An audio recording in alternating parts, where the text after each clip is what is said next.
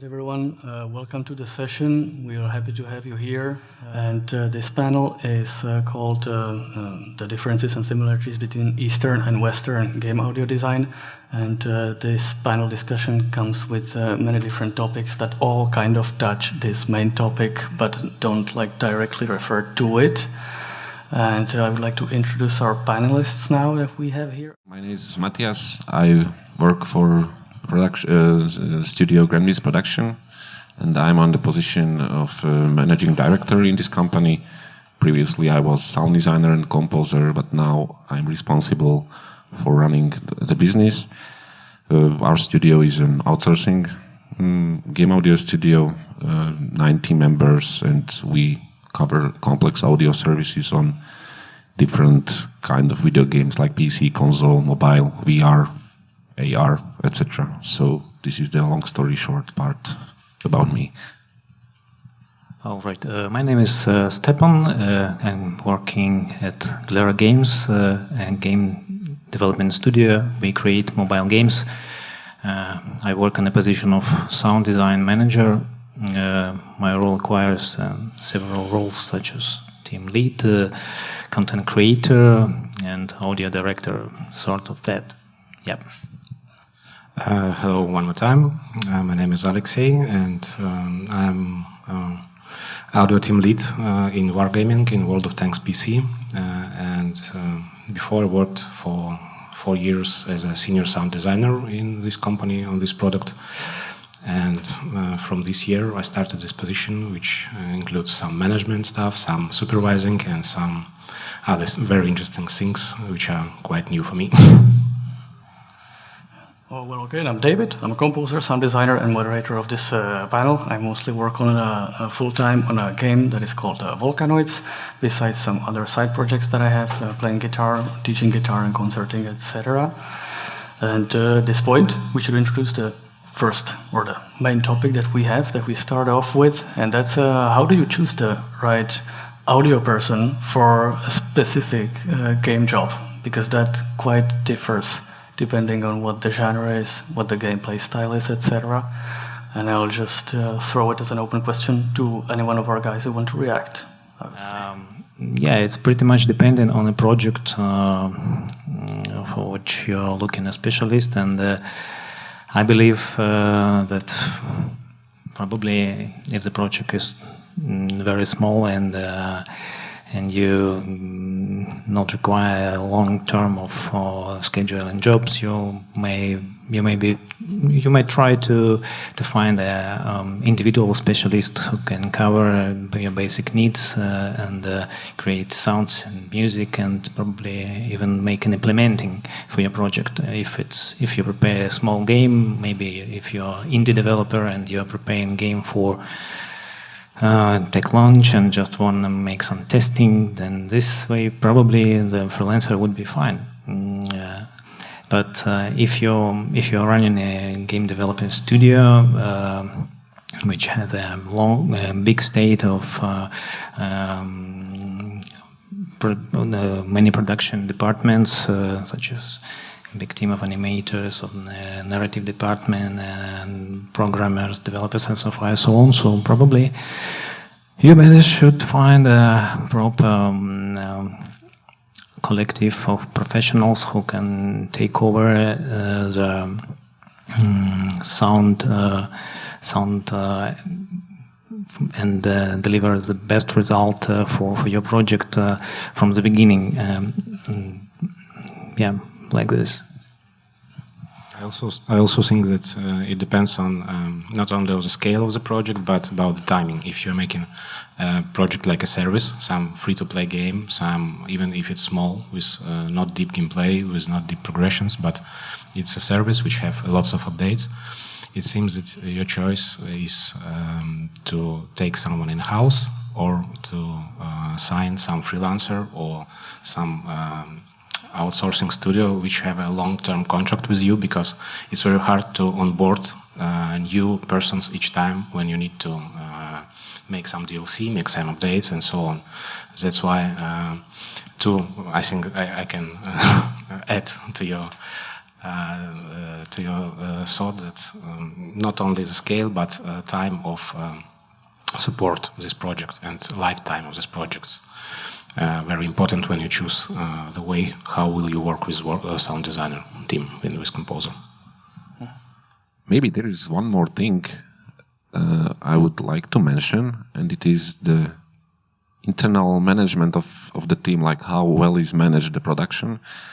Because I experienced a few times several years ago that a developer company had a quite good sound designer employed internally, but some things in the production changed, so they got a quite big problems how to or what kind of job to give to the sound designer, right? So I guess if somebody want to employ in a small team or a mid-core team internal sound guy, then this company has to have quite good management and calculate with all the maybe some difficulties when some deadlines will move on, etc., etc. So yeah. Touching another topic now, by the way, because all the three of you have one thing in common, because you were all producing and composing sound design, and now you are in a leading position, CEO position, manager position.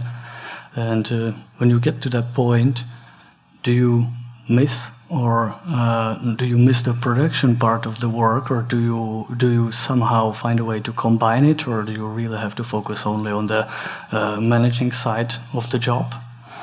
Maybe it's a question to Matthias. From my perspective, the managing and production is two total different types of work. So when I'm producing something or when I'm doing some business, I use totally different resources of my brain. So once I'm doing the conversion, I learned that I may lose some effectivity or something like this. And this is also the reason why we have decided in our company to specialize all the team members for some particular job. Yeah. That doesn't mean that the people are not doing something different, but not at the same time. So sometimes we work on more projects at the same time, like 1 month milestone period, 5 or 6 or 7 projects. So let's imagine how difficult it could be that you are quite deep in the composition of your masterpiece, and suddenly you have to go to a Skype call with your client to discuss a total different project which will come 2 months later, and then you realize that you have lost your creative idea or whatever, right? So from my perspective, it's once again about the management. Once the team is well managed, then it can work quite effectively. That one is the manager, second guy is a designer, the third guy is a composer, and they are working together very effectively. Mm-hmm. Yes, thank you, Matthias. Actually, I pretty agree to you. And as a person being who is at the moment managing a small audio team and still creating some content, I would say that it might be really tough at times to combine technical tasks with the creative tasks and rolling everything, keeping deadlines and so on. So I think there might be 2 options. I see 2 options of development in such situations. One is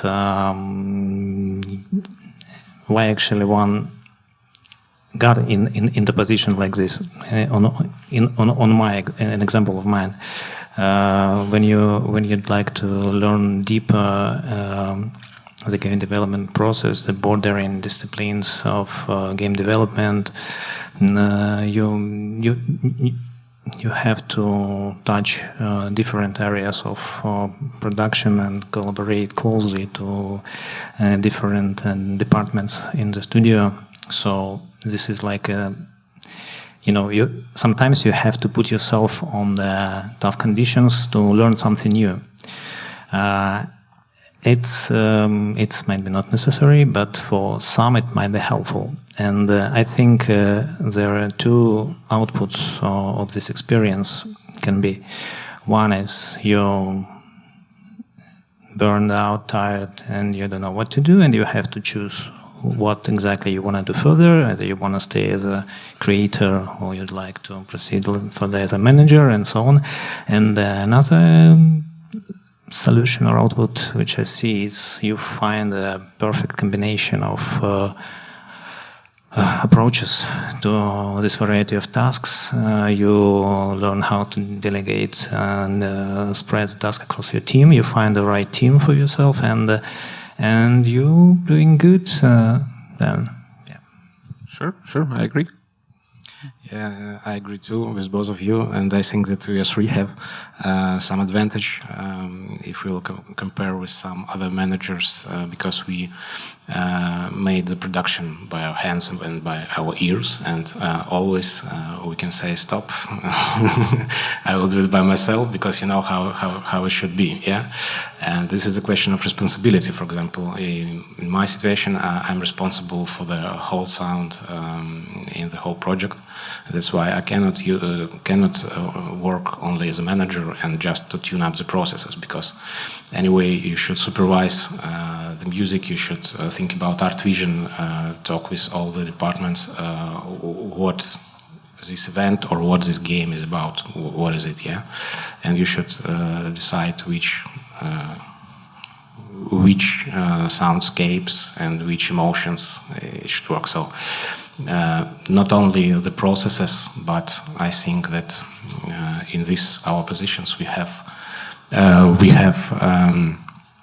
still very close connection to production because we know how to do it. Not like managers who come from another field, you know, from single management. Yeah, basically yesterday we got a very similar question on a different panel, the same game, different music. And the question was, I think, is it a good idea when a manager doing also sounds or vice versa? And I think it can go only one way, like the sound designer or composer can be a manager later, but not in the opposite way, right? Because once you know all the hidden stuff in the sound design and composition, then... Tell me if I'm mistaken, but your case is exactly an opposite. Yeah, my case is exactly this one. Well, that's also referring to working with people who are not game devs at all, who don't know the terminology, who maybe need more specific management. And that's maybe I'd ask Mateas if he has experience with it, because I remember he told me they did something like that with the Grand Beats some time ago. So your question is about non-game, but audio guys, right? Yeah, about audio guys. Yeah. Okay. I think I could mention some pros and cons. Maybe the pros could be that these guys tend to be more interested in some cases to work on video game projects because they are new in the industry. They are ready to do some additional homework if they have to compose or record something, and for sure they have to build their portfolio. So I experienced a few times that non-game dev audio guys were totally impressed when we gave them a chance to work on a project. But for sure I also experienced some disadvantages, like lack of industry standards knowledge, like how to export the files, what is the engine, what is the adaptivity, how to export loops, and many other things. So of course it depends on the project, how difficult the project is. Once you are doing something very complex or different, where strict communication is needed between a programmer and the audio producer, then there you may lose a lot of time just with communication and explaining what is what and what is trigger and what is one shot and what is loop and what is variation. Yeah. So even if you are working with a non-game audio guy, I guess at least a creative audio director should be there. So in this case, the audio director can be in a role of a manager who will say exactly, I need this, right? So then the non-game dev audio guy can focus only on the audio parts in which he is the most professional. Mm-hmm. Let me add to your speech. I do agree with Mateas. I would just add that it definitely might work for some particular task. An example, if you need audio for cutscenes or linear part of the games, such as intros, transitions, and so on, the non-game audio specialist definitely can deliver a good result. And in many cases, I believe it can be even better than the internal game dev specialists could do, because at the market there are much broader range of audio professionals from bordering industries such as cinema and commercials, advertisement, and so on, which are very skilled and good at producing linear content. So this might work well. However, as you mentioned, you can meet difficulties when you have to deliver content for game standards, like for an example, in my case, for mobile game standards, when you have to know how exactly the mix should sound and what should be the numbers and loops and dBs and how fast should be the production itself and so on. So if you're ready to invest your time and teach the specialist for all these tiny details, you might end up with a good result, but it may require some time. All right.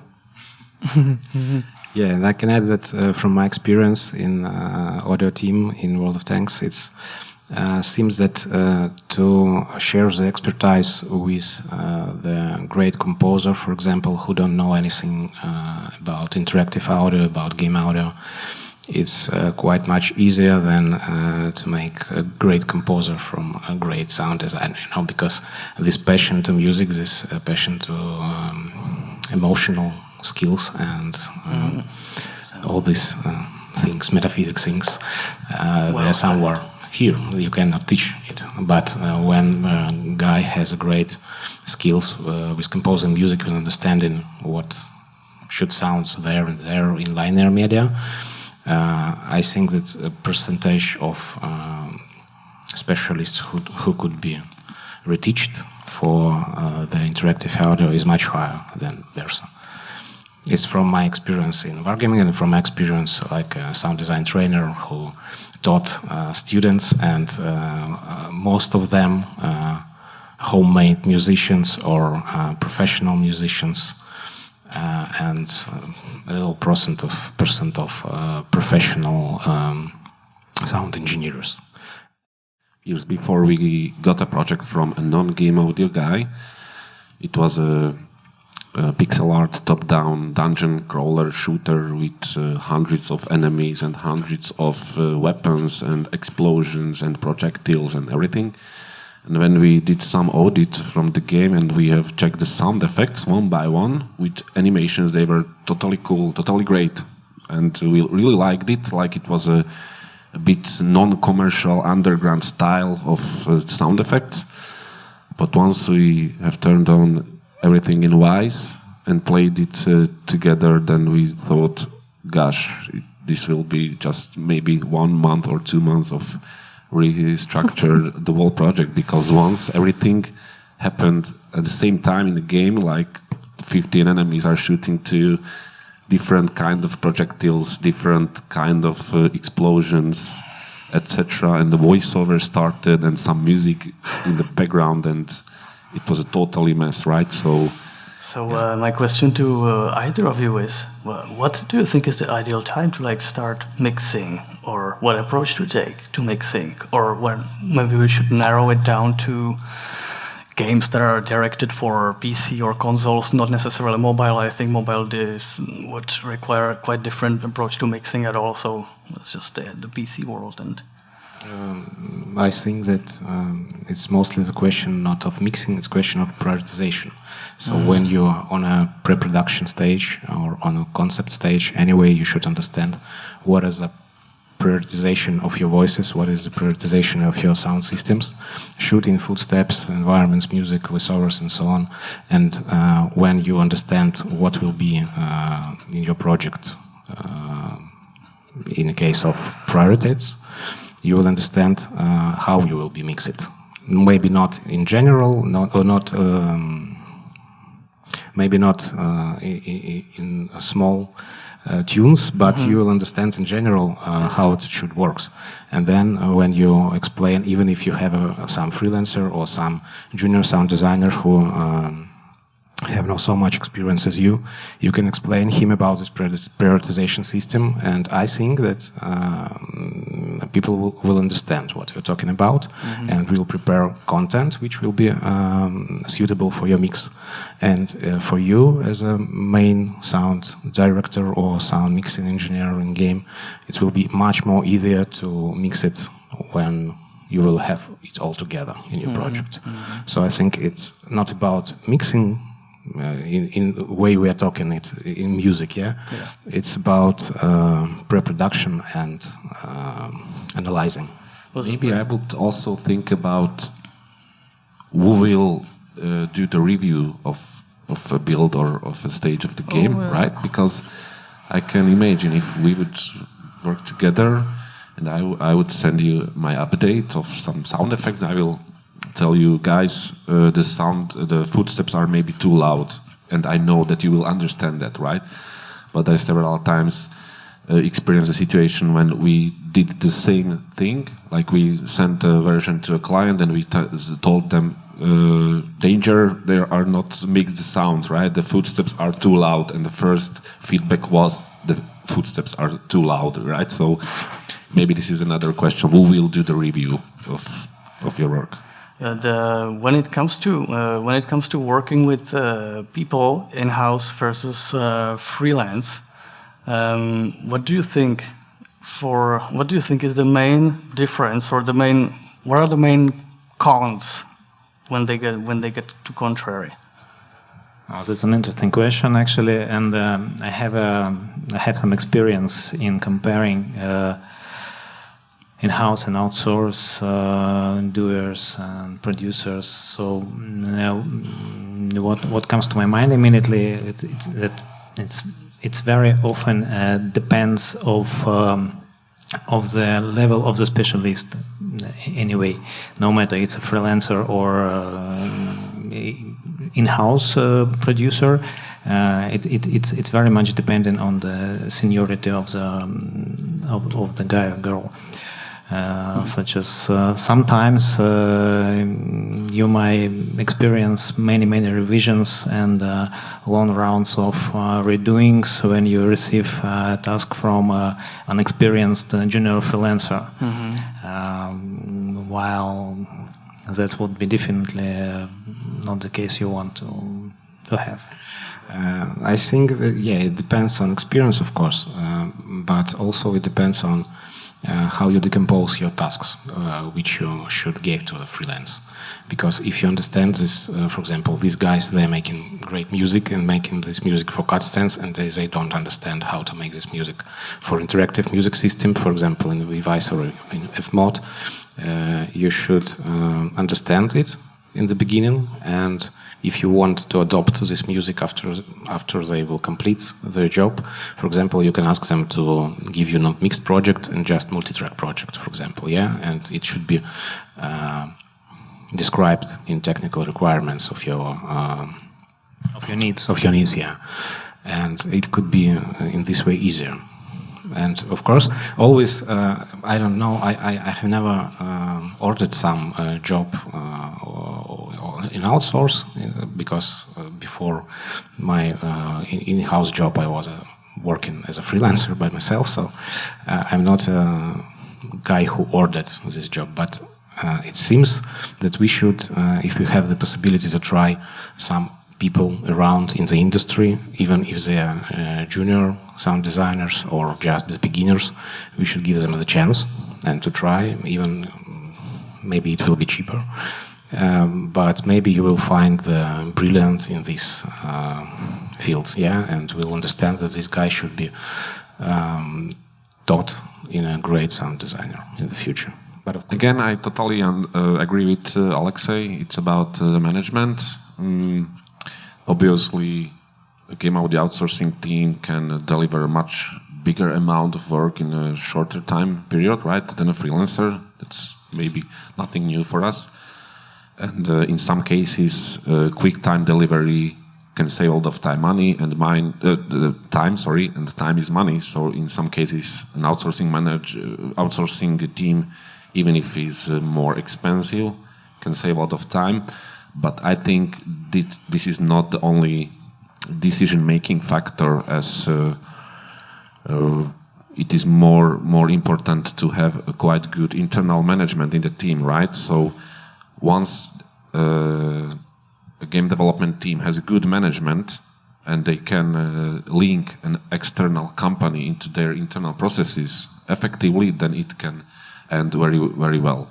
I experienced some cooperations where the development team not organized well. We didn't know never what will come the next week, when will be the vertical slice, and who needs what, and and I really experienced that this unnamed video game development partner were losing exactly some money in that, right? So I would say an outsourcing company or outsourcing game audio studio would fit to a company which exactly knows what is he doing and what will be the game and what are the milestones and when, what, how, who, etc., etc. Mm-hmm. Different approaches, different kinds of implementations, half broken, couldn't find really the objects within Unity because they were all named like weird things and names. And I thought to myself, if you're ever going to decide on having a sound designer and stuff, just try to communicate with him a way that he can adjourn to your requirements so he can stay, because the more designers get to work on the same project, then the worse the case is for the next guy. And I'm thinking, is there any way to determine what is the ideal time to include the audio design in your project? Firstly, maybe I would ask, what do you mean audio? Because we can talk about pre-production or some preparation, creativity, create the audio design documents, or even budgeting, right? So if we put all these audio-related stuff under the roof audio, then I would say, or I would agree with Stepan, like as soon as possible. Yeah. And if we talk about exactly the audio design, that's, I think, a very, very, very difficult question. It can depend on a lot of different stuff. Maybe I would tell in a hyper-casual game in the later phases, or in a AAA adventure PC console game, maybe in the very beginning. Audio very often depends on the visual, what we have. First of all, about the visual effects. And in most cases, it's quite impossible to sync these two stages. When visual artists make assets and you make assets, you can sync with them, you can have calls and watch the stages of they're doing, but anyway, the final polishing will be after they will complete their work. That's why I should mention once again about the decomposing of tasks which are made. For example, if we're talking about music, you can start making music for this game even on concept stage or even on pre-production, when you will understand what is emotions in this game and all these things we talked a little before. But if we are talking about exact mechanics, exact visual effects and exact animations, it's quite difficult to be blind when you make sound for them. That's why it's our fightum to over time in the end stages of production always. I think that the easiest way to work with it is to create some video prototypes, not in-game prototypes, but video prototypes which are based on game prototype, but on the early stages, even on gray boxes, even on something, because when you will do your job well on a video prototype, 1 minute, for example, you will make them to understand that with your sound, this game, even on these gray boxes, give better experience to the player. So how it works in our studio, and I pretty like this approach when you allow to very early documentation of the feature, and you can investigate what's going on and preliminary sort what sound system will you need to describe triggers and prepare a developer for what he will need to do in order to implement everything as fast as possible and provide us a working prototype so we could already implement the sound and check everything in the game. One of the questions was about educating new designers, but have you ever thought or had practice of educating other designers about sound design? Because game designer might think that he understands how to work with sound designer. He might even learn other game designers how to communicate with sound designers, but that might be just wrong. And maybe that's a great idea for guys from sound design teams just to talk about their job with other designers to improve this communication. It's not always necessary to teach, because we are learning from each other. It's rather about keeping contact, being in contact with the departments we communicate inside the studio. So if you're asking and giving such a kind of question, I'm very happy that it's happening here in this room, because altogether, game designers, sound designers, all departments, we are starving for getting better results in our games. And if we will hear each other and talk to each other, we will definitely have much more chances for success. We are trying to educate our clients all the time, so once we have a collaboration that will take longer than 2 or 3 years, then mostly our clients are well educated how to communicate with audio designers. And another thing I would like to say maybe is that our studio is often organizing some presentations, workshops, talks on different kinds of conferences online and offline for sure. And maybe the last thing, we started an initiative with David last year. We are going to establish a Game Audio Professionals Association in Czech Republic. We would like to focus these topics mostly, so maybe this is the first marketing to announce our association, and maybe you will hear later more. Maybe we will try to link to some conferences, maybe DevCam. So if somebody gives you feedback like, add more dynamic music, how you react? From my side, maybe I would say, firstly, I would like to make it clear what you mean about the dynamics. Dynamics of a particular instrument, or dynamic of the arrangement of the music, or dynamics how the music works in the game, like how it reacts. So now I mentioned at least 3 potentially misunderstanding points, right? So I can name even 2 more. It's like how much of narrative exists in the music, or what technically parts of track, one part sound quieter or louder. So it's really a lot of dimension. So here we come to the topic of common language again. Yeah.